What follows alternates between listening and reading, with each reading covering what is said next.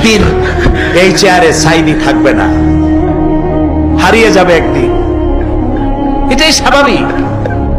সাইদির কোন কেরামতি নাই, কোন কারিশমা নাই, আল্লাহর কসম। এখানে যে দোয়া যদি কবুল হয় তার একমাত্র কারণ কালামুল্লাহ, আল্লাহর কোরআন। আমি অযোগ্য, আমি অপদার্থ, আমি জানি না আগামী দিন অথবা আগামী বছর আপনাদের সাথে এই জায়গায় দাঁড়িয়ে আমি বক্তব্য রাখতে পারবো কিনা আমার জানা নাই, আল্লাহ পাক ভালো জানেন। আমি আমার আবেগ দিয়ে কথা বলে গেলাম জাতির কাছে। আমি যেন দেখতে পাচ্ছি জাতি জাহান্নামের দিকে এগোচ্ছে, প্রতি বলে বলে, প্রতি মুহূর্তে মুহূর্তে। আমি মাঝে মধ্যে ভয় পাই, একদিন তো এই খবর নিশ্চয়ই হবে যে সাইদি বিদায় হয়ে গেছে।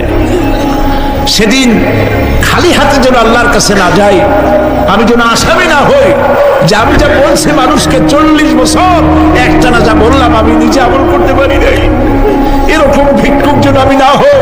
আমি যা মানুষকে বলেছি আমি যেন তা আমল করতে পারি। আমি আপনাদের কাছে দোয়া চাই। আমরা কেউ বাঁচবো না, এই যে দেখা হলো আবার দেখা নাও হইতে পারে। সেই জন্য আমরা আমাদের জীবনকে যেন তৈরি করি। আপনারা কোরআন শরীফ পড়ুন, দিন শিখুন, ঈমান শিখুন, ভালো থাকুন, ভালো হয়ে চলুন।